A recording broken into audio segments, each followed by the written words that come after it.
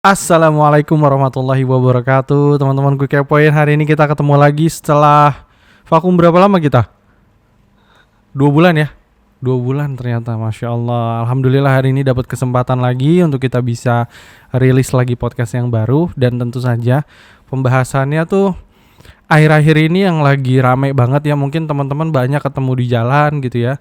Ada yang kemarin sempat ada yang DM ke Ana sebenarnya, bilang bahwa ini Bang, dibahas dong terkait masalah banyaknya arogansi orang-orang zaman sekarang nih, yang demen banget yang namanya flexing, terus juga seneng banget pamer harta. Belum lagi yang baru-baru ini Anda dengar tuh ada namanya mereka bilang throning. Nah, ini sesuatu yang menggelitik untuk dibahas. Untuk itu hari ini tim Kuy Kepoin kembali seperti biasa telah mengundang Ustadz Zain Yusuf Qadri. Assalamualaikum warahmatullahi wabarakatuh, Ustadz. Waalaikumsalam warahmatullahi wabarakatuh. Ahlan Gimana wasahlan. kabar? Wah, Alhamdulillah. alhamdulillah. Sehat, Ustadz? Alhamdulillah. Sudah lama banget nih, Ustadz. Kita vakum 2 bulan ya nih, sejak episode yang terakhir nih. Khair, Nah, insyaallah. hari ini alhamdulillah ini ada tema lagi yang baru dan menggelitik, karena memang ternyata fenomena throning ini seperti yang tadi Ana sebutkan di awal, dia tuh populer di kalangan Gen Z lah. Fenomena yang mungkin kalau dulu kita kenal gold digger nih, Ustaz. Tapi sekarang ternyata berubah namanya. Bukan cuman gold digger aja nih. Bukan cuma digging the gold aja, ternyata throning juga gitu. Dia cari pengakuan publik gitu, bahwa dia pengen di posisi tersebut dengan hal-hal yang instan. Sehingga efek dari situ ternyata melahirkan banyak arogansi di umum nih, Ustaz. Ya seperti kita lihat lah beberapa orang yang mungkin kalau mungkin banyak old money bilang apa mereka disebutnya OKB, Ustaz, orang kaya baru, Ustaz. Fresh money, Ustaz. Jadi mereka kaget mungkin dengan status sosial yang tiba-tiba naik gitu. Mereka merasa bahwa mereka bisa membeli segalanya dengan uang, dan mulailah nih fenomena arogansi, kemudian juga merasa diri lebih tinggi dari orang lain, menjadi marak di masyarakat umum. Tidak semuanya, Ustaz, tapi memang di kota-kota besar ini seperti sudah menjadi sebuah fenomena yang akhir-akhir ini sering sekali naik bahkan di sosial media gitu ya, Ustaz. Dan Ana sering temuin di tempat pekerjaan Ana juga nih, terkait karena Ana memang di pelayanan publik juga, Ustaz. Jadi banyak sekali nih orang-orang yang kurang lebih seperti yang disebutkan seperti itu. Nah, yang kita mau tahu di sini sebenarnya bagaimana pandangan Islam tentang hal ini sebetulnya, Ustaz.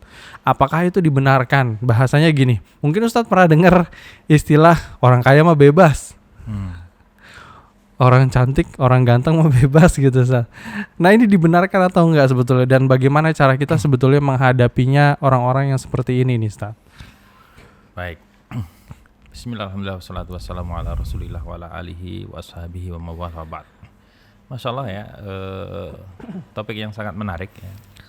Bagaimana Islam memandang hal-hal yang tadi disebutkan itu. Dalam Islam ini semuanya ada aturannya, semuanya ada batasannya. Bukan berarti kita tidak boleh bersenang-senang, tidak boleh berbahagia, tidak.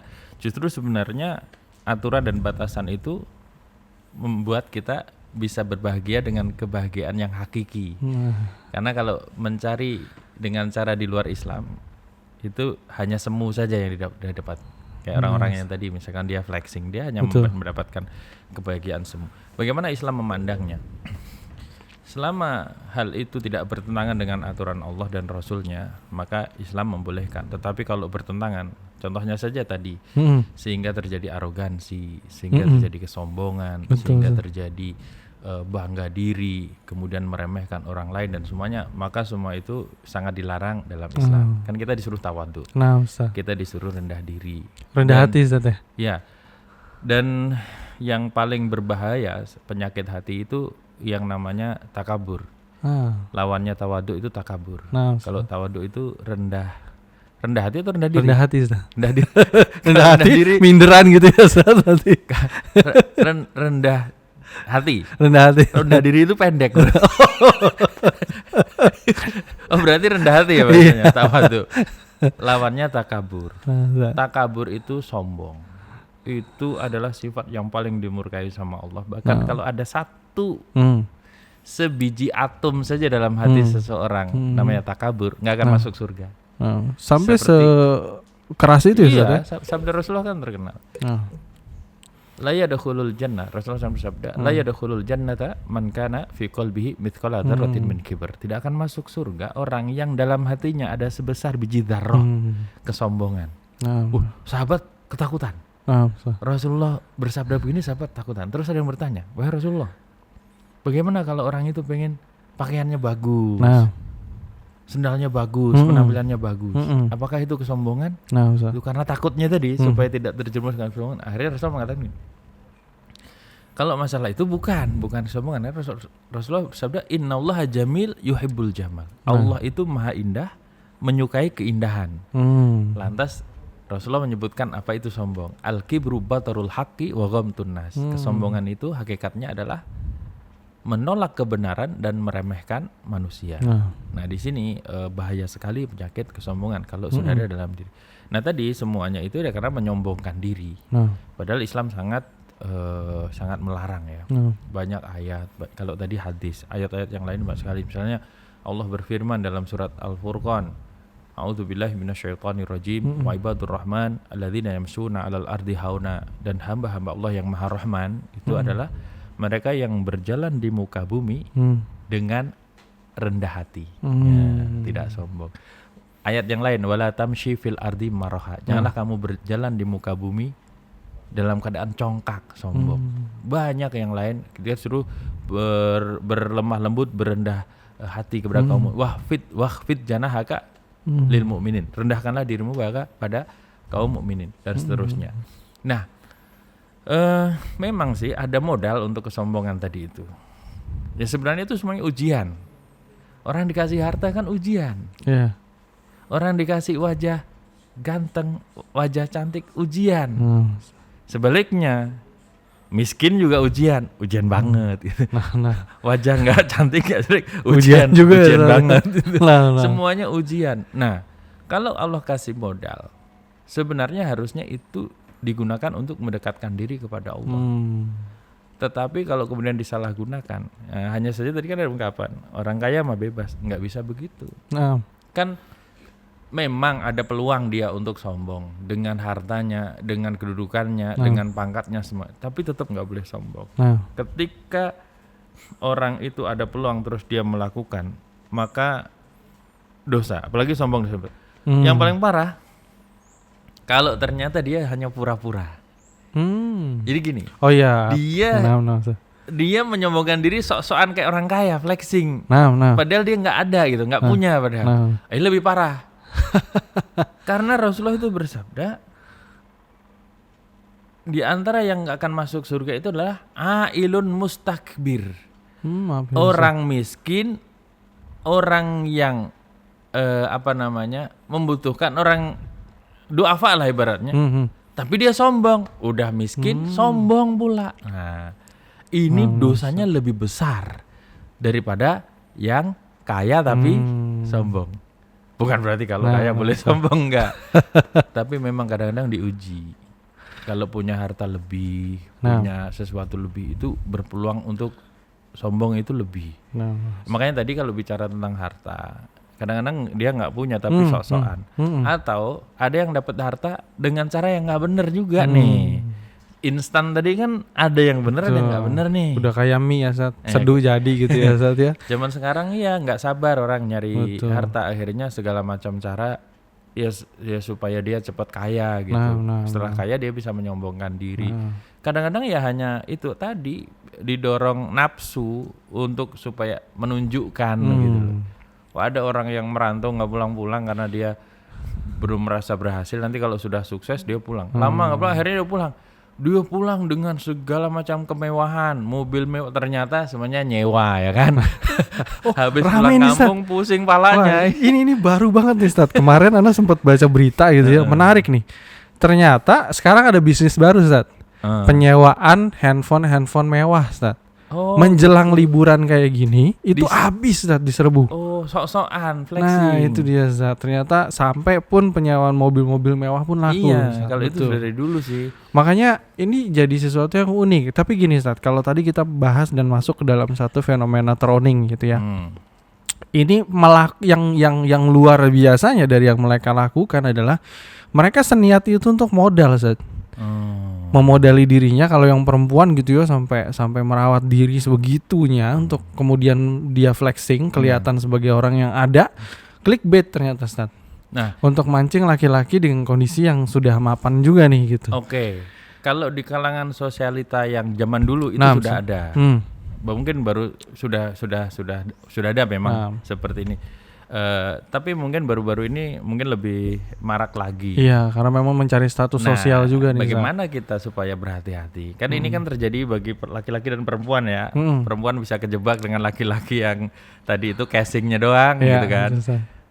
Ternyata palsu sampai ada untuk menggait perempuan yang dipujanya, yang disukanya perempuannya juga punya kedudukan tinggi sampai dia itu rela sewa jet pribadi. Dia bilang punya dia. Dia kasih nama dia ditempelin. Pas terbang ngelupas kena angin ya kan. Oh itu yang dikerok gitu ya? Iya, kurang canggih itu yang nempel. Terjadi, jadi sampai segitunya karena kan perempuan yang di itu juga kelas tinggi gitu. Ya itu sudah terjadi dari dulu. Orang-orang yang mungkin mencari jalan pintas untuk mendapatkan sesuatu untuk memenuhi keinginan nafsunya. Nah, kalau mungkin bagaimana pandangannya Islam supaya kita nggak terjebak? Betul Ustaz. Nah ini sebenarnya yang kita mau kan adalah oke, tadi Ustadz sampaikan bahwa memang ini tidak dibenarkan dalam Islam gitu kan Ustadz. Tapi menjadi menundukkan bahasanya, menundukkan hati ini, mengembalikan pada posisi seharusnya itu yang sebenarnya dicari, perlu dipahami oleh teman-teman semua nih. Kalau tadi itu kan perempuan dia tampil sedemikian rupa untuk mendapatkan laki-laki idamannya dari sisi kemapanannya. Ada juga laki-laki yang begitu sama dia. Islam mengatur dalam hal ini dengan sangat detail ya. Dan kalau kita gunakan ini sebagai pedoman, maka insya Allah akan terselamatkan dunia akhirat. Tidak dilarang kita itu menikah dengan orang kaya, orang yang mapan, tidak dilarang kita menikah dengan orang yang cantik dan ganteng, tidak. Tetapi ada prioritasnya. Makanya ketika orang yang meminta petunjuk kepada Rasulullah tentang siapa pasangan yang dia pilih gitu, maka Rasulullah kan memberikan arahan ya. Dalam hadis yang terkenal, tungkahul mar'atu li arba. Wanita itu dinikahi atas 4 kriteria. 5 lihat ekonominya, lijamaliha kecantikannya.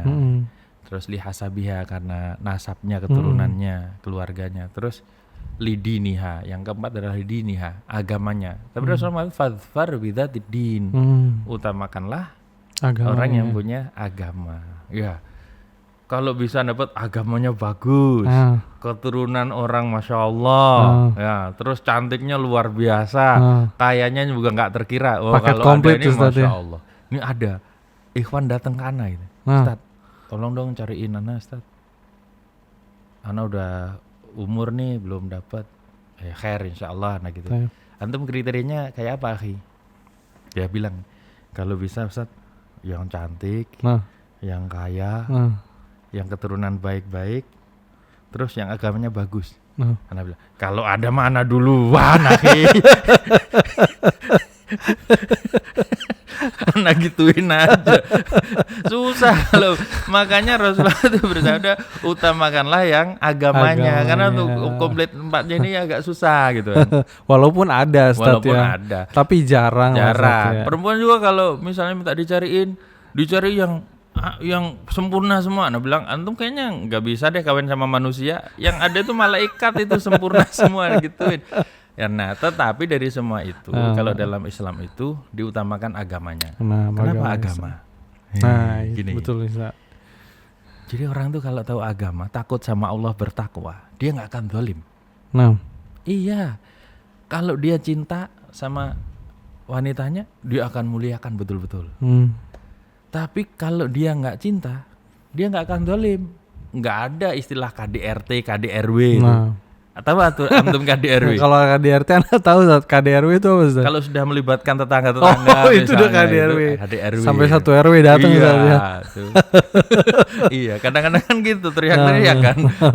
Lempar piring gitu. Iya. Besok TV mobil di luar rumah dilempar. Kalau orangnya bertakwa, takut sama Allah, nggak akan terjadi. Masa? Nah, kalau bertakwa takut sama Allah, maka rumah tangganya akan dijalani atas dasar iman. Nggak akan tergoda tuh sama yang ini itu. Masalahnya ya, dalam hidup kita itu saling mempengaruhi. Apa yang kita dengar dari telinga kita ini bahaya. Mempengaruhi, menggoda pikiran kita. Beneran. Makanya pergaulan dibatasin. Nggak usah ikut-ikutan yang model-model kayak gitu dah. Gitu. Karena akan merusak kehidupan kita. Suami istri hubungan baik-baik, hanya kena omongan temennya, istrinya itu langsung berubah. Mau saya kasih tahu contoh. Kalau Ustaz, apa nih? Pernahkah terjadi di Gini. masa sahabat? Contoh yang sekarang aja, Nah. ada seorang wanita, suaminya pulang tiba-tiba cemberut aja. Padahal sebelumnya bahagia. Tinggal di rumah itu dengan 2 anaknya, bahagia, ceria. Suaminya pulang tiba-tiba cemberut. Gara-gara teman lamanya datang bermain ke rumahnya terus bilang begini. Lu betah tinggal di rumah sempit kayak gini? Masa iya? Lu temen gue yang dulu begini-begini rela tinggal di rumah sempit kayak gini? Anak lu udah 2 gitu. Digituin. Langsung kepikiran, langsung ini setannya masuk tuh, bayangin tuh kan. Padahal semua itu kan nggak jelas tuh dunia kan gitu kan. Nah, kebahagiaannya tadi tuh langsung rontok, langsung hilang karena bisikan setan. Itu yang datang tuh padahal berarti kan setan dari kalangan manusia itu. Betul, Ustaz. Lu pernah lihat setan belum? Udah. Alhamdulillah sih enggak, Ustaz. Apa kalau bentuknya manusia banyak, Ustaz? Iya kayak gini. Iya, termasuk yang tadi tipu-tipu tadi, sok-sokan tadi, Bang. Nah, jadi begitu dalam Islam kita ada aturannya, ya semuanya ada patokannya supaya tidak terjebak, supaya tidak tertipu, supaya tidak terjerumus, maka kita harus ya sebagai orang Islam ya harus di atas tracknya gitu kan. Ini boleh apa enggak, ini benar apa enggak, ini ada aturannya bagaimana gitu. Kayak tadi itu ya kalau kita tahu insya Allah nggak akan lah melakukan hal kayak gitu kan. Makanya ngaji hal, gitu ya, Ustaz. Hal konyol ya itu kan. Betul Ustaz. Pura-pura semuanya kan. Iya betul. Banyak yang sekedar kelihatan bahagia di kayak depan tadi kamera misalnya, gitu ya, Ustaz. Dia mau menunjukkan ke teman-temannya kalau dia kaya, sewa mobil mewah. Sewa handphone mewah. Sewa baju pengantin, baju mewah. Baju mewah coba.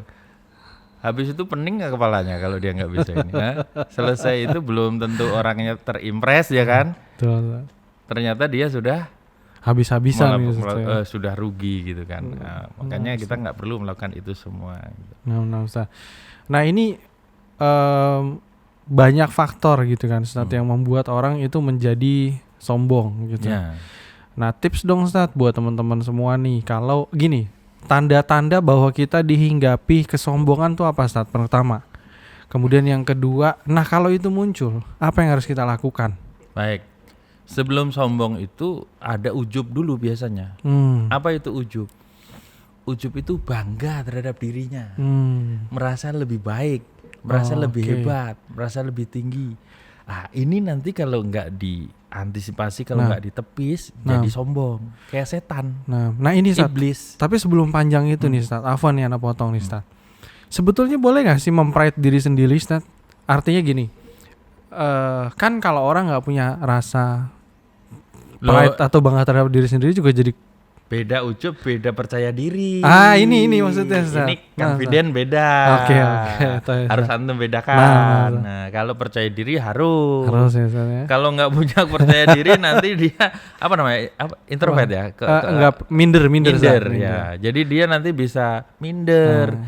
harus ada percaya diri. Batasannya sampai mana nih sebelum dia sampai ke titik ujub nih Ustaz tadi?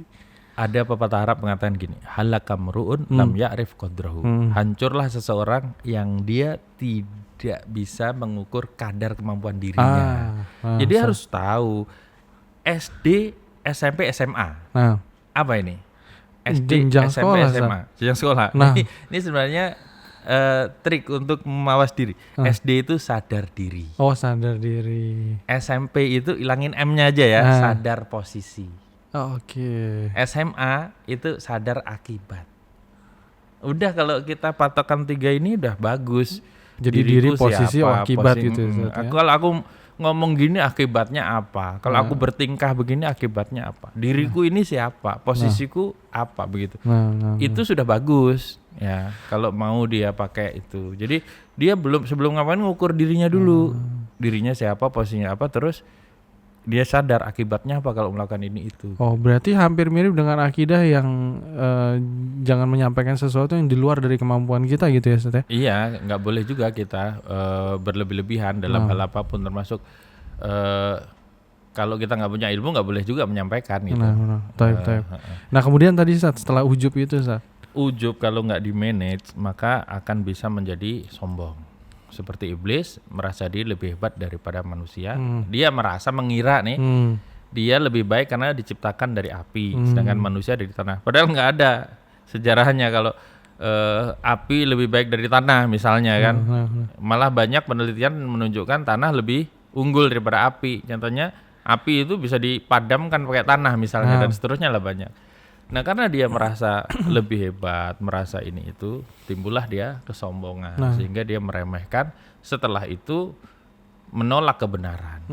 Kadang-kadang ya itu, ada orang-orang ini yang gak sadar ada kesombongan dalam hatinya. Dinasihati sama orang yang lebih rendah dari dia gak mau terima gitu kan.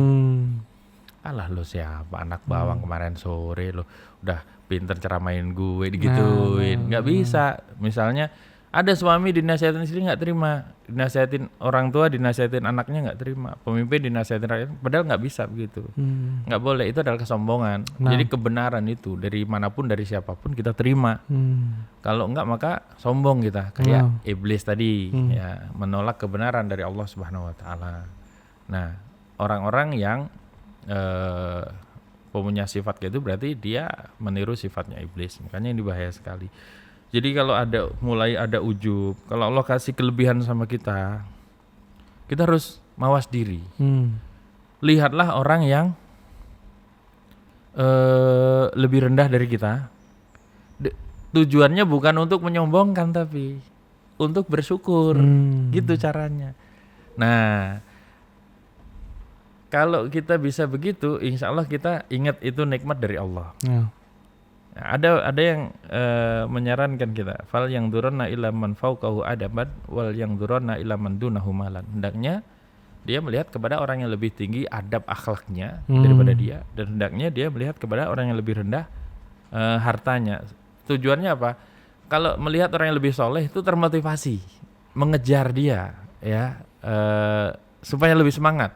Dalam beribadah. Iya, dalam kebaikan. Kalau melihat yang lebih rendah itu supaya bersyukur, bukan malah sombong. Jangan dibalik nih, giliran masalah ibadah dia ngelihat lebih rendah, mending gua daripada si itu gitu, jangan. Nah ini kebalik-balik. Nah termasuk masalah harta tadi, kalau dia ingat itu karunia Allah. Baik deh, masalah sombong nih ada 2 contoh ya, yang dikasih karunia harta yang besar sama Allah dan diabadikan di Al-Quran. Ada satu orang soleh mewarisi kerajaan dari bapaknya dan kaya raya, namanya Nabi Sulaiman alaihi salam. Tapi Masya Allah dia syukur, karena kalau disebutkan nikmatnya, ya beliau mengatakan, hadza min fadli Rabbi, ini adalah karunia dari Allah. Liya beluani untuk menguji aku, a'ashkuru a'makfur, apakah aku bersyukur atau kufur. Itu ucapan beliau begitu. Tapi sebaliknya ada contoh yang luar biasa, namanya Qarun. Oh itu harta Qarun itu sebenarnya. Qarun itu kunci gudangnya diangkat 7 orang, nggak kuat. Itu dalam tafsir. Wa inna mafatihahu latanu bil usbati ulil quwwah. Jadi kunci gudang diangkat saking banyaknya perbendaraannya. Tapi dia sombong, dia merasa mendapatkan itu karena kepandiannya, karena kepintarannya, karena keturunannya, maksudnya moyangnya dan seterusnya. Allah hancurkan itu. Allah telan. Allah perintahkan untuk kepada bumi untuk menelan seluruh hartanya. Iya. Harta dan orangnya yang ada dalam gudang itu ditelan bumi. Ditelan sekejap. Makanya kalau ada orang di Indonesia ini gali-gali sumur tahu dapat emas karena harta korun. Iya, ngomongnya harta Korun di mana? Dia galinya di mana? Ya kan? Yang jelas ini contoh sombongan dia.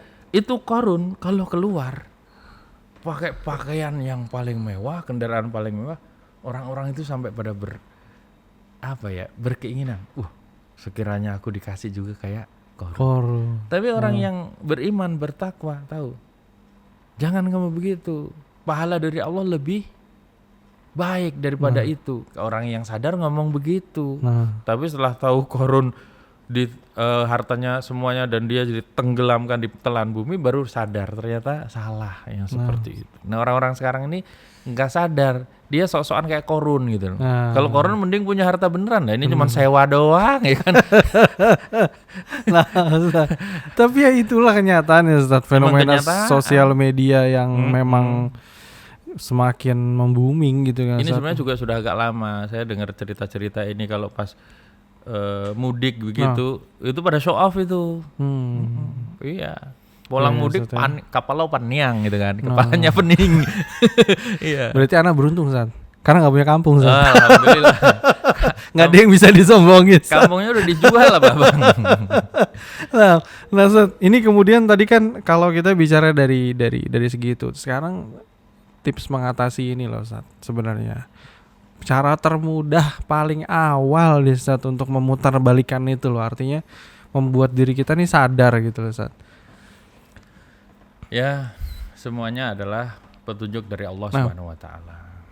Cara yang paling baik adalah ketika kita mendekatkan diri kepada Allah.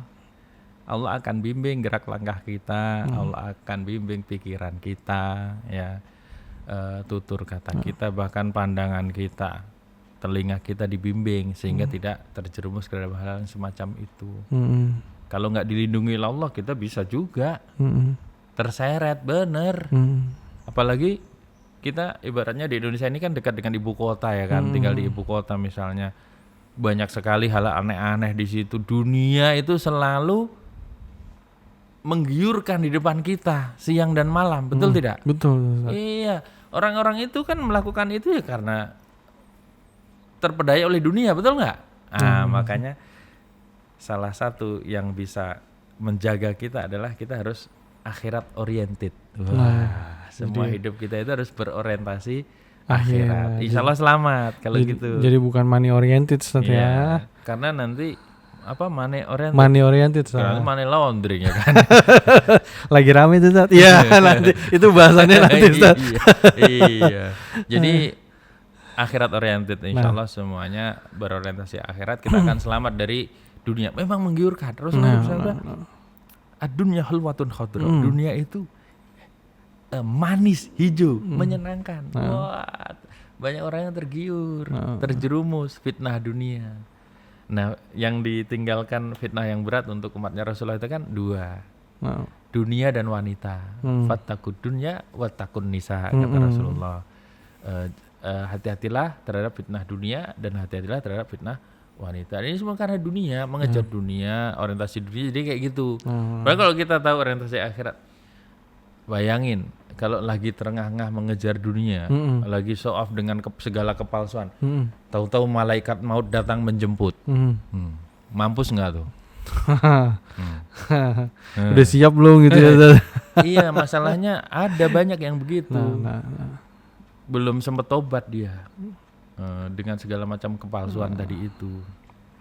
Ya kalau kita akhirat oriented, insya Allah kita kembali dan ya semuanya kan tentunya ridho Allah yang dikejar ya kan, bukan hanya sekedar ridho manusia. Sekarang saya tanya, orang-orang yang melakukan flexing dan lain-lain tadi, yang dikejar ridho Allah atau ridho manusia? Ridho manusia. Yang belum tentu dia dapat. Betul, Ustaz. Belum tentu dia dapat. Betul, Ustaz. Betul nggak? Betul. Anak ingat nih perkataan Imam Syafi'i, petuah beliau yang sangat mulia, Imam Syafi'i rahimahullah. Ridho Allah ghayatun la tutrak. Wa ridhon nas ghayatun la yudrak. Hmm. Ridho Allah itu adalah satu tujuan yang tidak boleh ditinggalkan. Hmm. Sedangkan ridho manusia itu adalah satu tujuan yang tidak mungkin dicapai. Hmm. Iya. Imam Syafi'i melanjutkan, idrok malah yutrok, watruk malah yutrok. Hmm. Kejarlah sesuatu yang nggak boleh ditinggalkan, yaitu ridho Allah. Hmm. Tinggalkan sesuatu yang nggak bisa dikejar, Hmm. yaitu ridho manusia. Kan udah pernah kasih tahu, Nah, kalau mencari ridho orang itu nggak akan pernah Nah. bisa. Masih ingat dua orang yang bawa satu keledai? Nah, Ustaz. Itu Masih pusing sendiri tuh Ustaz ya. Naik turun gantian Ustaz ya. kan salah terus. Masih ingat nggak kisahnya? Mau saya ulang dikit nggak? Nih, dua orang pergi dengan satu keledai. Keledainya ini nggak kuat dinaikin duanya. Ini bapak sama anak. Nah, Ustaz. Akhirnya bapaknya bilang, kamu jalan dulu aja ya nak, biar bapak yang naik. Karena emang nggak kuat berdua. Ya jalan, bapaknya naik, anaknya jalan. Nah. Orang bilang lihat orang kayak gitu, bilangnya apa? Aduh, ini orang tua nggak punya perasaan. Dia enak-enak naik, anaknya Jalan. Gitu ya. Salah ini nak. Akhirnya turun dah. Udah, kamu aja nak yang naik gitu. Anaknya naik, bapaknya bawa jalan. Ketemu orang, apa komentarnya? Aduh, anak kurang ajar. Dia enak-enak, bapaknya suruh jalan. Terus habis itu salah juga, naik turun. Akhirnya kita jalan aja deh, jalan semua bertiga sama keledai. Orang lihat itu orang mubadir amat punya keledai nggak dinaikin. Ada aja komentar orang yang nggak jelas kalau ridho orang itu. Makanya jangan sampai tadi mengejar ridho manusia, ya dengan show off dan lain-lainnya tadi ternyata mengalahkan ridho Allah. Akhirnya timbul kesombongan, kalau bisa tawadu itu akan menghindarkan diri dari hasad, menghindarkan diri dari takabur, menghindarkan diri dari berbagai macam hal-hal yang buruk dalam diri, karena dia itu rendah hati, mawas diri, sadar diri gitu. Nah ini kalau tadi anak kutip dari kata-kata Ustadz nih, ketika bicara bahwa kalau nggak buru-buru taubat, nanti kalau tiba-tiba dicabut sama malaikat maut gimana gitu ya Ustadz ya. Berarti ini rangkumannya UUD nih Ustadz ya. Ujung-ujungnya death nih Ustadz. Yang bisa ngingetin dari itu ya Ustadz ya. Iya. Ya, memang pada akhirnya ya cuma itu yang bisa menghentikan langkah kita untuk semakin di ujub ya Ustadz. Di dekat sini ya. ada, kalau antum mau anak unjukin. Orang itu bikin rumah besar sekali, megah kayak istana. Wow. Itu finishingnya lama, nggak selesai. Gini giliran selesai, tinggal nempatin, dianya meninggal. Subhanallah, malah nggak kesempetan ya Ustadz ya, nikmatin. Coba misalnya istrinya terus kawin lagi gitu kan, pasti kan sakit hati dia. Syukur udah meninggal duluan gitu kan. Itu kalau dunia begitu. Jadi makanya salah kalau orientasinya dunia. Saya nggak tahu orang tadi itu seperti itu. Yang jelas dia nggak sempat menikmati istana yang dia buat di dunia itu. Kalau nggak punya tabungan akhirat kan kasihan ya kan gitu. Makanya tadi akhirat oriented insyaallah. Nah, syukran Ustaz, jazakallah khair untuk pembahasan di hari ini. Menarik sekali, semoga menjadi manfaat yang besar untuk teman-teman Quick Point semua Ustaz. Jadi ya saya ulang lagi, jangan sampai salah paham terus kayak kita orang Islam nggak boleh kaya, nggak boleh seneng, nggak, kita itu boleh semua tapi dalam aturan. Antum boleh, antum mobilnya Lamborghini atau Lamborghini? Ada nggak masalah gitu kan. Karena cuma yang logonya miring gitu loh. Maksudnya Islam itu boleh, yang penting sesuai aturan gitu. Yang nggak boleh tadi itu kalau melanggar aturan. Sahabat Nabi kan rata-rata tawadu, tapi ada juga yang kaya, walaupun kaya tetap tawadu gitu kan. Karena semuanya akhirat oriented gitu. Nah ini menarik Ustaz sebenarnya kalau kita bicara bahwa tawadu gitu kan. Orang sering mensalahartikan bahwa ketika kemudian kita menjadi orang Islam gitu ya, kemudian juga dikaitkan dengan tawadu, berarti ya udahlah semuanya serba biasa-biasa Ada aja. juga memang yang masalah arti tawadu, waktu makan-makan bareng disuruh bayar dia bilang tawadu, cara bawa duit. Itu kayaknya beda Ustaz. Aduh, Taib Ustaz. Khair. Syukran jazakallah khair untuk Jazakallah pembahasan di khairan. sore hari ini. Semoga menjadi hal-hal yang bermanfaat untuk teman-teman Quick Point semua. Mungkin Ustaz satu pesan sebelum kita tutup Ustaz untuk teman-teman di luar sana yang rajin menjadi penonton Quick Point, ya tentang terkait masalah menjadi pribadi yang rendah hati ini Ustaz. Ya nasihat tentunya sangat banyak, tetapi saya pesankan satu saja. Kalau semua yang dilakukan itu kan orang pengen bahagia, Nah, Ustaz. pengen cari bahagia. Tapi bahagia itu ada yang hakiki, ada yang semu. Kalau mau dapat bahagia yang hakiki, rajin-rajinlah datang ke majelis ilmu. Nah, ngaji. Nanti insya Allah dapat kebahagiaan yang hakiki. Karena begini, itu sudah menjadi janjinya Rasulullah. Rasulullah SAW bersabda, ma ijtama'u qaumun fi baitin min buyutillah yatluna kitaballah yatadarasunahu illa nazalat alaihimus sakinah wa ghasyiyatuhumur rahmah wa hafathumul malaikah wa dzakarullah ta'ala fiman indah. Tidaklah satu kaum berkumpul dalam rumah dari rumah-rumah Allah, membaca kitabnya dan mempelajarinya, kecuali akan turun atas mereka sakinah, ketenangan, kedamaian, kebahagiaan. Wa ghasyiyatuhumur rahmah, rahmat kasih sayang Allah meliputi mereka. Wa hafathumul malaikah, malaikat akan menaungi mereka. Wa dzakarullah ta'ala, dan disebut oleh Allah pada makhluk-makhluk mulia di sisinya sana. Nah ini jadi salah satu triknya itu, rajin-rajinlah untuk insya Allah itu kebahagiaan yang hakiki, tidak ada yang semu. Nah, Abang yang sudah tobat, yang dulunya ikut ini itu, klub ini, klub itu, yang semuanya adalah show off, semuanya sudah tobat, itu semua semu, bener semu. Iya, dunia juga fana gitu kan. Makanya rajin-rajin ke taman-taman surga. Siap Ustaz. Itu nanti bahagia bener insya Allah. Ya, alhamdulillah, mudah-mudahan bisa terus istiqomah ya Ustaz kita ya Ustaz. Insya Allah. Dan sebagai pengingat juga untuk diri pribadi Ana sebenarnya, syukron jazakallah khair untuk pengingatnya di hari ini juga untuk nasihatnya. Kalau gitu teman-teman Quick Point, hari ini mungkin izin untuk menutup dengan doa kafaratul majelis seperti biasa. Subhanakallahumma wa bihamdika asyhadu an la ilaha illa anta astaghfiruka wa atubu ilaik. Sampai ketemu di episode selanjutnya. Assalamualaikum warahmatullahi wabarakatuh. Waalaikumsalam.